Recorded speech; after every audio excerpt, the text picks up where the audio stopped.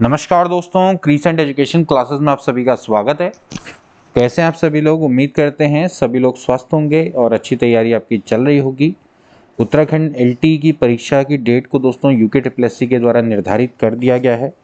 पहले 30 जून को दोस्तों आपका एग्ज़ाम होना था, लेकिन 18 अगस्त को अब आपके एग्ज़ाम को शेड्यूल किया गया है और दोस्तों ये निर्धारित है डेट। अब इसमें कोई परिवर्तन की गुंजाइश नहीं है। तो एक्स्ट्रा दोस्तों आपको 1.5 महीने का समय मिल गया है। इस समय को दोस्तों आपने यूटिलाइज़ करना है और काफ़ी समय से दोस्तों इसकी डिमांड भी चल रही थी कि एग्ज़ाम की डेट को आगे किया जाए। और काफ़ी सारे कमेंट जब भी मैं कोई क्लास डालता था तो उनका ये रहता था कि सर इसकी एग्ज़ाम की डेट आगे पोस्टपोन्ड होगी या नहीं होगी और जल्दी जल्दी कोर्स करवा दीजिए। तो अभी दोस्तों आपके पास समय मिल चुका है, आप आराम से दोस्तों आप प्रिपरेशन कर सकते हैं। आराम का मतलब ये नहीं कि आप आराम करने लग जाएं, आराम का मतलब ये है कि आप तैयारी तो आपको करनी है, पहले जितनी मेहनत कर रहे थे उतनी ही करनी है या इवन उससे ज़्यादा करनी है, लेकिन थोड़ा सा अब आप इन टॉपिक्स की ओर को ध्यान दे सकते हैं, इन पर अपना समय दे सकते हैं। तो अभी दोस्तों हम भी विशेष सीरीज़ दोस्तों काफ़ी समय से चला रहे हैं। अभी तक हमने 28 क्लासेस दोस्तों अपलोड कर दी हैं। आज है क्लास नंबर 29, जिसमें दोस्तों हम पढ़ाएंगे आपको शिक्षा और समाजशास्त्र के बारे में, एजुकेशन एंड सोशियोलॉजी। तो देखिए, इससे पहले हमने 28 पार्ट्स अपलोड किए हैं। आपने वो शायद नहीं देखे होंगे, देखे या नहीं देखे मुझे नहीं पता। पहली बार चैनल पर आ रहे हो तो शायद नहीं देखे होंगे, तो इससे पहले की जो क्लासेस हैं उनको जरूर देख लेना, क्योंकि क्रम बाई क्रम दोस्तों हमने चीज़ों को एक्सप्लेन करते हुए चले हैं और ऐसे ही नॉलेज बढ़ती है। एकदम से अगर आप इस चीज़ को देखेंगे तो हो सकता है कि आपको ये उतनी समझ में ना आए, लेकिन आएगी, क्यों नहीं आएगी, लेकिन फिर भी हो सकता है कि थोड़ा बहुत कुछ चीज़ें रह जाए। तो प्रीवियस क्लासेस जरूर देखते जाएं। जब उस क्रम में दोस्तों आप देखते चले जाएंगे तो फिर आप उसी स्पिरिट में आ जाएंगे और ये चीज़ें आपको दोस्तों बहुत अच्छे से क्लियर होने लग जाएंगी। और इसके अलावा आप अगर हमारी रेगुलर क्लासेस को, अपडेट्स को चाहते हैं कि वो आपके पास आती रहे, तो पहले तो चैनल सब्सक्राइब कर लो, बेल आइकन वाला जो बटन है उसको दबा दो। इसके अलावा हमारा एक टेलीग्राम चैनल भी है दोस्तों, उसको भी ज्वाइन कर सकते हो, लिंक अबाउट सेक्शन में दिया हुआ है। वहाँ पर भी हमारी वीडियोस की आपको रेगुलर अपडेट्स मिलेंगी। एमसीक्यू भी वहाँ पर हम डालते हैं, मॉक टेस्ट की भी सुविधा दे रखी है, नोट्स की भी सुविधा है। आप चाहें तो उनकी ओर को जा सकते हैं। तो अभी आपके पास एक अच्छा खासा समय है। अच्छा खासा समय का मतलब है कि केवल 3 महीने से कम का समय है दोस्तों, और ये 3 महीने को आपने बहुत अच्छी तरह से यूटिलाइज करना है, दिल और जान लगाकर तैयारी करनी है। और रेगुलेरिटी इज़ वेरी वेरी इंपॉर्टेंट। देखिए, मैं हमेशा से जब भी मैंने इससे पहले भी दोस्तों आपको जब भी मैं आपके सामने आया हूँ तो मैंने आपको सफलता का एक ही मंत्र बताया है, वो क्या है? निरंतरता। कि पिछले जब 1 महीने में एग्जाम होने वाला था तो वो जो निरंतरता है, जो निरंतरता आपने उस समय पर दिखाई, ऐसी निरंतरता आप अगले 3 महीने तक दिखाइए, तब देखिए आपके फेवर में रिजल्ट होगा और 100% होने वाला है। तो वो निरंतरता की आपसे हमेशा से उम्मीद रहेगी और वो जो निरंतरता है वही आपको सफलता की ओर को ले जाएगी। और उस निरंतरता को बनाए रखना भी अपने आप में एक बहुत बड़ी चुनौती होती है दोस्तों। तो चलिए आज की क्लास को स्टार्ट करेंगे विदाउट एनी फर्दर डिले। शिक्षा और समाजशास्त्र, इसके बारे में दोस्तों आज हम जानेंगे।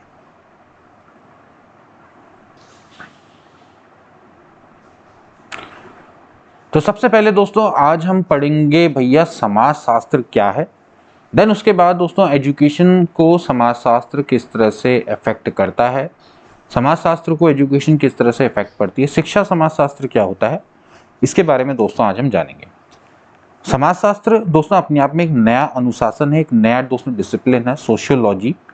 अपने शाब्दिक अर्थ में अगर समाज शास्त्र के अर्थ की बात करें तो दोस्तों इसको समाज का विज्ञान बोला जाता है, यानी कि साइंस ऑफ सोसाइटी।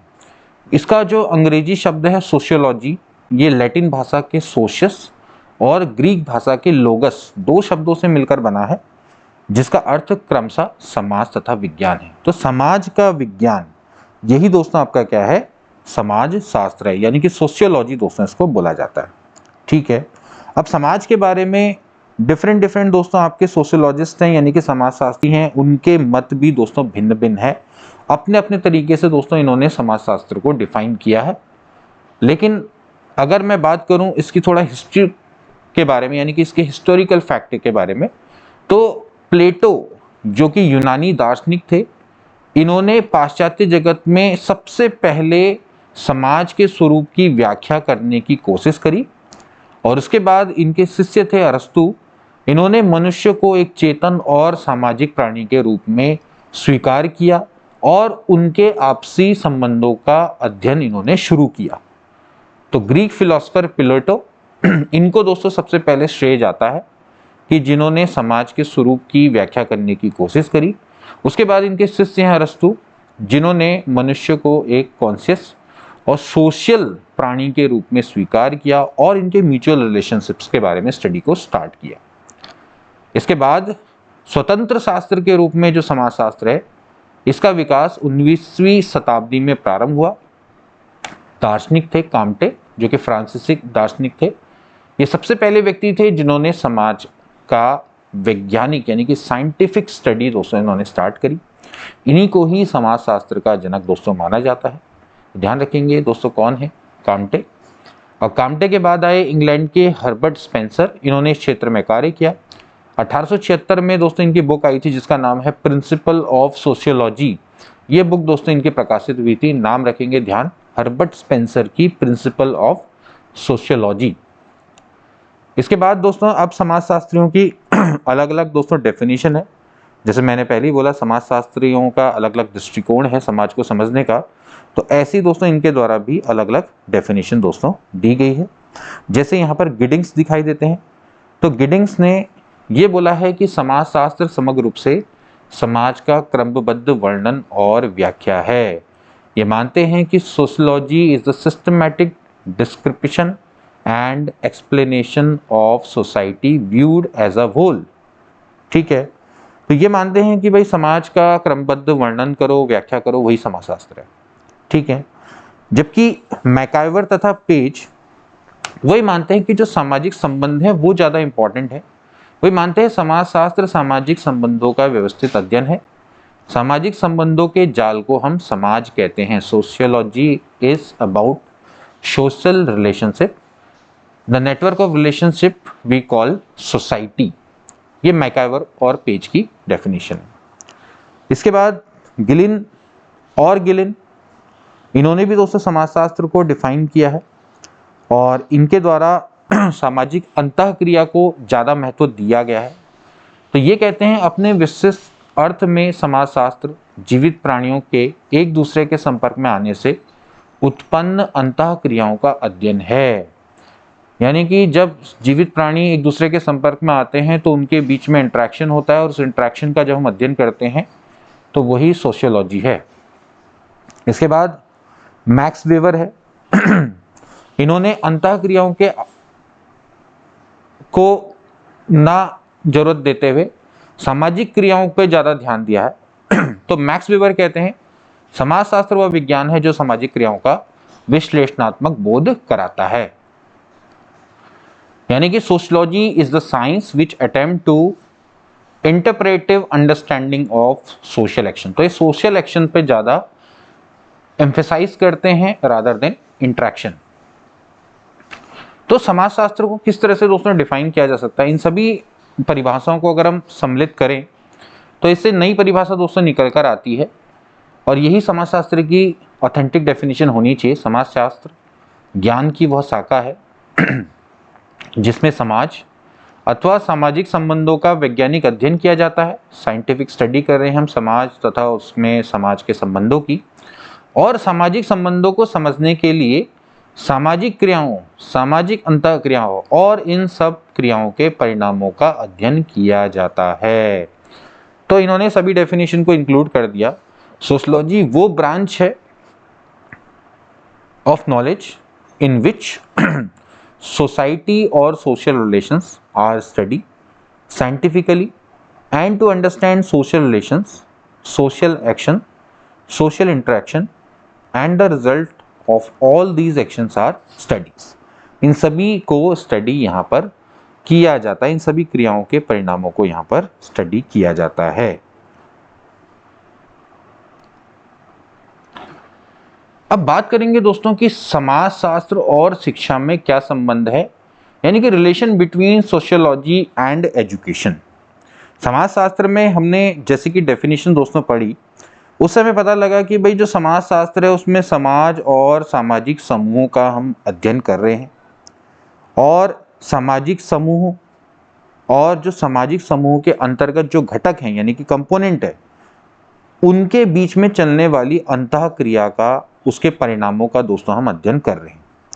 तो स्पष्ट है कि व्यक्ति का समूह पर और जो समूह है उस व्यक्ति पर, दोनों का एक दूसरे से हम क्या करते हैं, एक दूसरे को दोनों क्या करते हैं, प्रभावित करते हैं, और यहाँ से व्यक्ति के व्यवहार में परिवर्तन होता है। तो भाई शिक्षा भी तो एक ऐसी सामाजिक प्रक्रिया है जिससे मनुष्य के व्यवहार में परिवर्तन होता है। तो इसलिए शिक्षा और समाजशास्त्र आपस में एक दूसरे से संबंधित है। तो शिक्षा एक ऐसी सामाजिक प्रक्रिया है जिसके द्वारा मनुष्य के व्यवहार में परिवर्तन होता है, और इसलिए इनमें आपस में गहरा संबंध है। अब मनुष्य के व्यवहार में क्या परिवर्तन करना है, यह समाज विशेष के जीवन दर्शन, उसकी संरचना, सभ्यता एवं संस्कृति, धार्मिक, राजनीतिक और आर्थिक स्थिति पर निर्भर करता है, और इन सब का समग्र रूप से अध्ययन समाजशास्त्र में किया जाता है। इस तरह से समाजशास्त्र शिक्षा के स्वरूप को निश्चित करने का मूलाधार होता है। तो बेसिकली शिक्षा के स्वरूप को कौन डिसाइड कर रहा है, समाज दोस्तों डिसाइड करता है। समाजशास्त्री शिक्षा के स्वरूप को डिफाइन कर रहा है। भाई देखिए, मनुष्य के व्यवहार में क्या परिवर्तन करता है, क्या करना है, ये इस पर्टिकुलर जो सोसाइटी है उसके जीवन दर्शन, उसका स्ट्रक्चर कैसा है, वहाँ की संस्कृति कैसी है, वहाँ की धार्मिक, राजनीतिक और आर्थिक स्थिति है, इन सब पर दोस्तों निर्भर करता है। तो समाजशास्त्र शिक्षा के स्वरूप को भी दोस्तों यहाँ पर डिफाइन करने का बेसिक फाउंडेशन होता है। इसके बाद बात करेंगे समाजशास्त्र का शिक्षा पर क्या क्या प्रभाव पड़ रहा है, इसको दोस्तों हम समझेंगे। तो समाजशास्त्र का शिक्षा पर बहुत अधिक दोस्तों प्रभाव पड़ता है। इन प्रभावों को दोस्तों हम इन बिंदुओं के माध्यम से समझने का प्रयास करेंगे। तो देखिए, सबसे पहले समाजशास्त्र और शिक्षा का संप्रत्यय। स्पष्ट है कि शिक्षा क्या है, एक सामाजिक प्रक्रिया है जो व्यक्ति के सामाजिक चेतना में भाग लेने से विकसित होती है। शिक्षा गतिशील और विकास की प्रक्रिया है। इसकी सहायता से व्यक्ति और समाज दोनों निरंतर विकास करते हैं।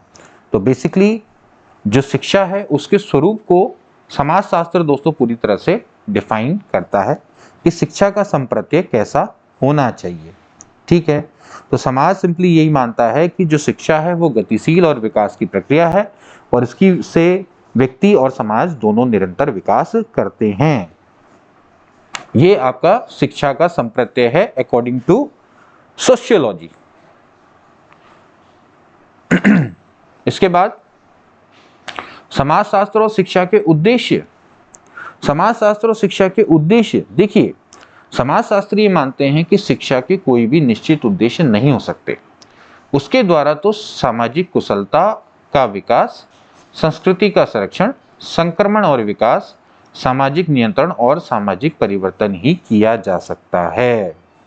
तो बेसिकली ये है कि भाई देखिए है क्या जो हमारा समाज है वो लगातार उसमें क्या है, परिवर्तनशील है, उसमें लगातार क्या है, परिवर्तन होता रहता है। ठीक है, तो अगर आप शिक्षा के उद्देश्य को निर्धारित कर देंगे तो फिर उस केस में जो समाज के परिवर्तन है उसके अकॉर्डिंग वहाँ पर चेंजेस लाने होंगे, है ना।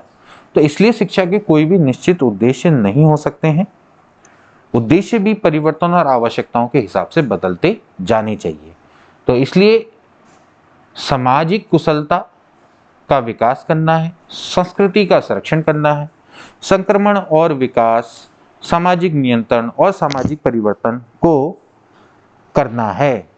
तो बेसिकली शिक्षा के उद्देश्य उसी के हिसाब से परिवर्तनशील होंगे।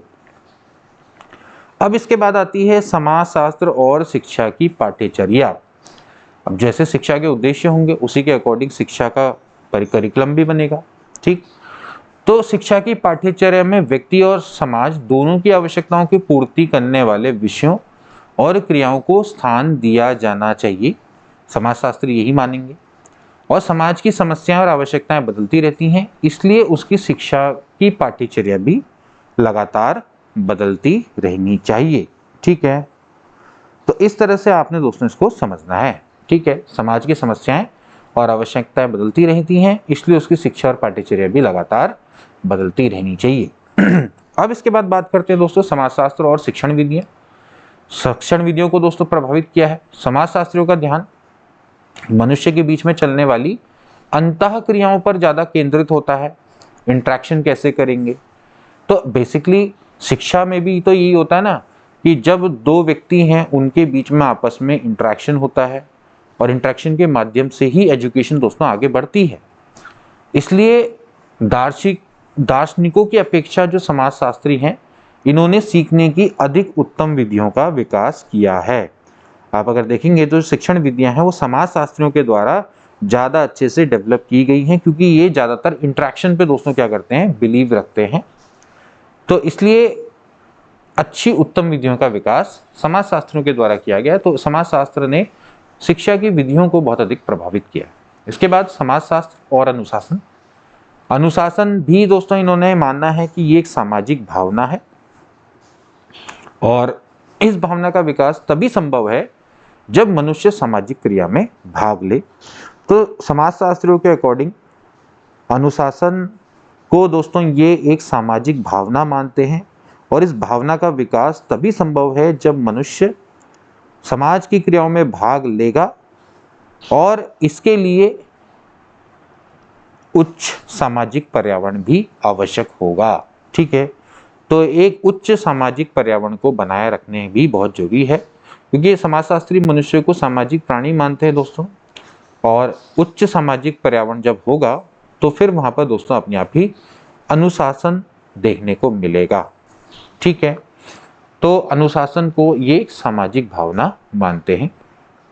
इसके अलावा समाजशास्त्र, शिक्षक और शिक्षार्थी। अगेन समाजशास्त्री मानते हैं दोस्तों कि शिक्षा एक सामाजिक प्रक्रिया है और इसलिए इसके प्रत्येक घटक यानी कि इसके हर कंपोनेंट का इंपॉर्टेंस है।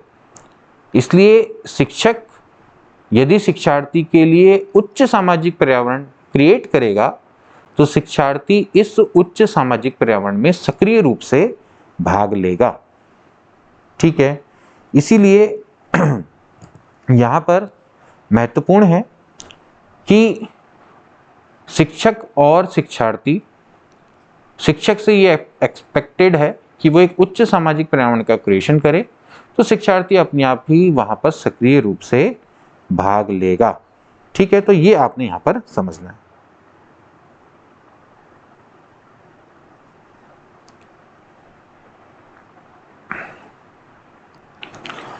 इसके बाद दोस्तों समाजशास्त्र और विद्यालय। विद्यालय किस तरह से समाजशास्त्र से प्रभावित होते हैं। देखिए, समाजशास्त्री विद्यालयों को भावी जीवन की तैयारी का स्थान नहीं मानते हैं, वे उन्हें समाज का एक वास्तविक रूप मानते हैं।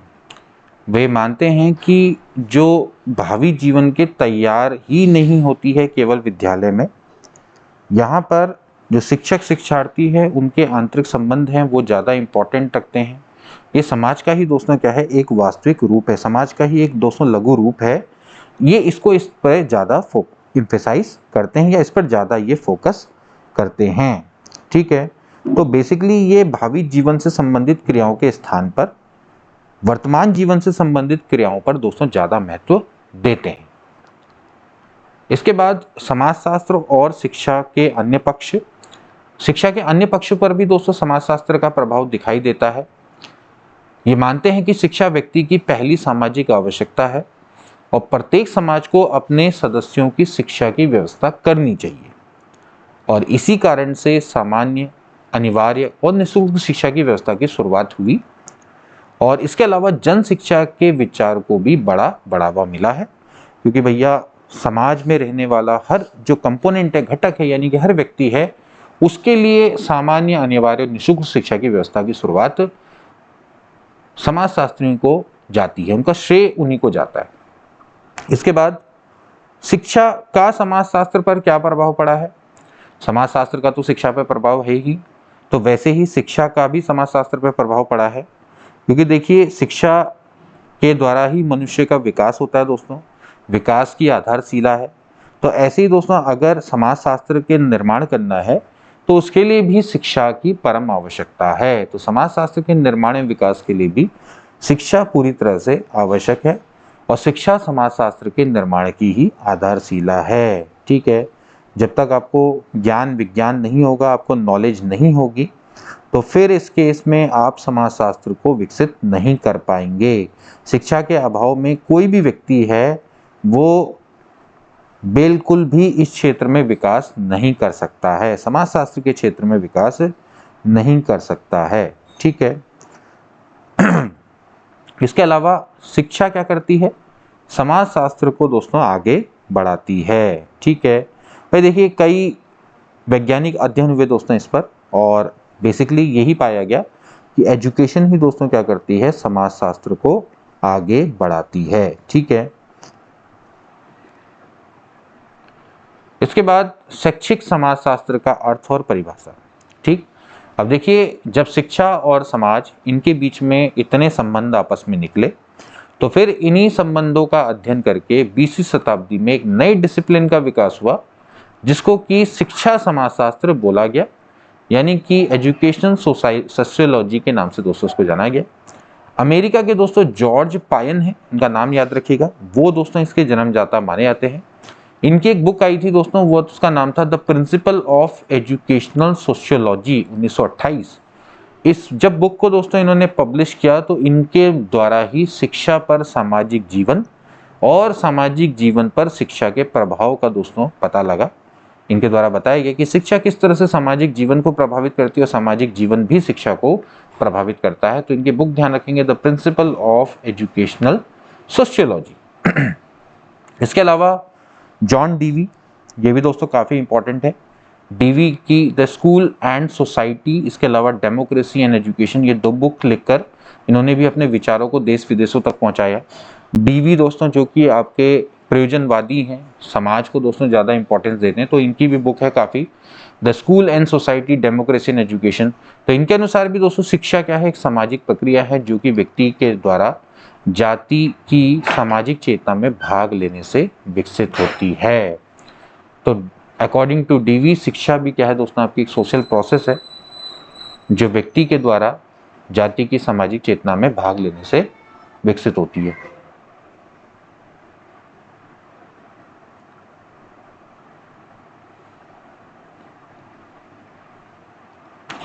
अब देखिए दोस्तों, ई जॉर्ज पायन जो कि शैक्षिक समाजशास्त्र के जन्मदाता है, उनके द्वारा दोस्तों ये डेफिनेशन दी गई है। शैक्षिक समाजशास्त्र से हमारा अभिप्राय उस विज्ञान से है जो संस्थाओं, सामाजिक समूहों और सामाजिक प्रक्रियाओं अर्थात उन सामाजिक संबंधों का जिनमें अथवा जिनके द्वारा व्यक्ति अपने अनुभव को प्राप्त और संगठित करता है का वर्णन और व्याख्या करता है।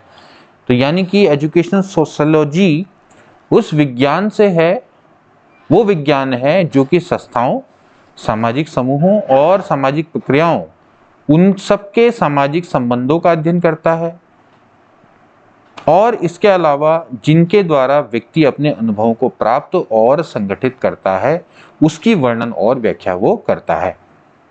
इसके अलावा एल्विन गुड हैं, इन्होंने भी शैक्षिक समाजशास्त्र को एक तरह से वैज्ञानिक अध्ययन के रूप में स्वीकार किया है।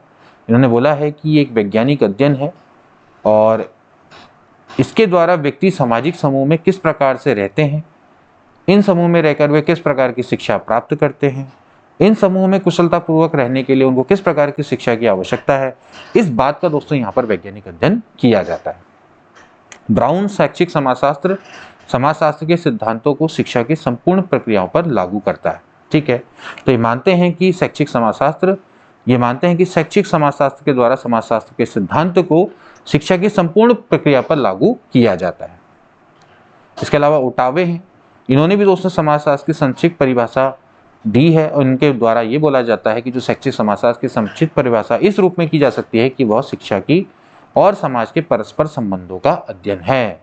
तो ये मानते हैं कि शैक्षिक समाजशास्त्र शिक्षा और समाज के पारस्परिक संबंधों का अध्ययन है। इसके अलावा अन्य परिभाषाएं भी दोस्तों वो ये है कि शैक्षिक समाजशास्त्र की वह शाखा है जिनमें मनुष्य और उसकी शिक्षा के स्वरूप की व्याख्या समाजशास्त्रीय तथ्यों के आधार पर की जाती है और शिक्षा संबंधी समस्याओं के समाजशास्त्री हल प्रस्तुत किए जाते हैं। तो बेसिकली शैक्षिक समाजशास्त्र की वह शाखा है कि जिसमें मनुष्य और की शिक्षा के स्वरूप की व्याख्या समाजशास्त्री तथ्यों के आधार पर की जाती है और शिक्षा संबंधी समस्याओं के समाजशास्त्री हलों को प्रस्तुत किया जा रहा है। इसके अलावा शैक्षिक समाजशास्त्र के अध्ययन की आवश्यकता क्यों पड़ती है, इसके बारे में थोड़ा सा जान लेते हैं। देखिए, इससे हमें समाज और उसके विभिन्न स्वरूपों की प्रकृति तथा शिक्षा पर इसके प्रभाव का ज्ञान मिलता है। भाई देखिए, समाज में विभिन्न प्रकार के स्वरूप हैं, ठीक है, और इसमें उसके शिक्षा का क्या प्रभाव पड़ रहा है, इसके बारे में दोस्तों हमें पता लगता है। क्योंकि शिक्षा दोस्तों एक तरह की सामाजिक प्रक्रिया है, मनुष्य के जीवन भर चलती है, ठीक है, और इस तरह से शिक्षा समाजशास्त्र में जितने भी विभिन्न प्रकार के सामाजिक समूह हैं, जैसे कि परिवार है, जाति है, समुदाय हैं, इन सभी के बारे में दोस्तों हमें जानने को मिलता है। तो विभिन्न स्वरूपों की प्रकृति कैसी है, शिक्षा का उन पर क्या प्रभाव है, इन सभी का अध्ययन हम शैक्षिक समाजशास्त्र में पढ़ते हैं। इसके अलावा इसकी मदद से दोस्तों हमें शिक्षा का संप्रत्यय स्पष्ट होने में सहायता मिलती है। हमें पता लगता है कि भाई शिक्षा का संप्रत्यय क्या है। शिक्षा के उद्देश्यों को निश्चित करने में सहायता मिलती है, क्योंकि समाजशास्त्र के अकॉर्डिंग शिक्षा के उद्देश्य निरंतर परिवर्तनशील होने चाहिए और समाज की अपेक्षाओं के अनुरूप ही होने चाहिए। तो उसी के अकॉर्डिंग दोस्तों शिक्षा के उद्देश्य को निश्चित करने में सहायता मिलती है। शिक्षा की पाठ्यचर्या को निर्माण करने में दोस्तों हमें सहायता मिलती है। इसके अलावा शिक्षण विधियों के निर्माण में हमें सहायता मिलती है। इसके अलावा शिक्षा में अनुशासन के सामाजिक प्रत्यय का हमें दोस्तों ज्ञान मिलता है। इसके अलावा शिक्षा की प्रक्रिया में शिक्षक और शिक्षार्थी के स्थान के बारे में दोस्तों हमें पता लगता है। विद्यालय के स्वरूप और कार्य निश्चित करने में हमें सहायता मिलती है। अभी देखिए, ऊपर की जो डेफिनेशन है उससे आपको पता लग रहा होगा हमने विद्यालय को कैसे दिखाया, ठीक है ना। शिक्षक और शिक्षार्थी का क्या स्थान है, अनुशासन कैसे होना चाहिए, ठीक है। इसके अलावा शिक्षा की अन्य समस्याओं का भी हल दोस्तों यहाँ पर हमें देखने को मिलता है। इसके अलावा अब देखिए दोस्तों, ये हमारा टॉपिक पूरा खत्म हो चुका है।